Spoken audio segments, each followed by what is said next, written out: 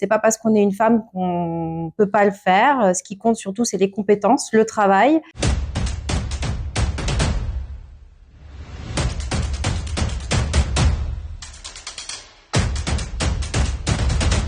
Bonjour, donc je m'appelle Alexandra Valonislav. Je suis la dirigeante de 2 structures dans le Haut-Rhin. Une qui s'appelle la MEF 68, qui est une structure qui travaille sur l'insertion, le développement économique et l'emploi, et une qui s'appelle le Technopôle Mulhouse Sud Alsace, qui travaille sur l'innovation et l'interface avec le monde de l'entreprise. Ces 2 structures comportent à elles deux une vingtaine de salariés et le budget global annuel des 2 structures représente un peu plus de 3 millions d'euros. Alors effectivement, j'ai choisi d'intégrer le conseil d'administration de la Caisse d'épargne en 2016, puis assez rapidement le conseil d'orientation et de surveillance, ainsi que les comités d'abord des risques puis d'audit. Et cet engagement, j'ai choisi de le faire parce que ça me paraissait intéressant de voir le fonctionnement interne d'une banque. Moi qui ne suis pas bancaire de métier, puisque nous, les administrateurs, nous venons de la société civile, et ça me paraissait intéressant de pouvoir voir comment la banque fonctionnait et de pouvoir aussi rapporter à la banque en tant qu'administratrice les choses que je pouvais entendre de la part de la société civile et des clients sur le territoire.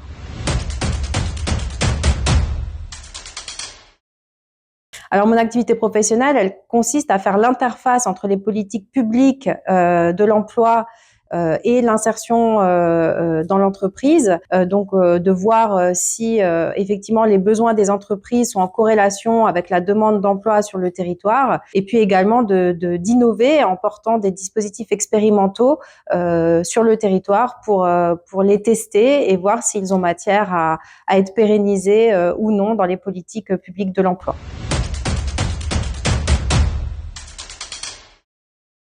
Je pense juste que, voilà, dans l'esprit des gens, on pense plutôt à un homme quand on pense à un grand dirigeant d'entreprise. Pour autant, nombre de comités exécutifs ou de comités de direction aujourd'hui se font forts et sont fiers d'avoir des femmes en leur sein. Et d'ailleurs, quand on travaille avec le comité de direction générale de la Caisse d'épargne Grand Est Europe, c'est le cas. Il y a des femmes et c'est très intéressant de travailler avec elles également.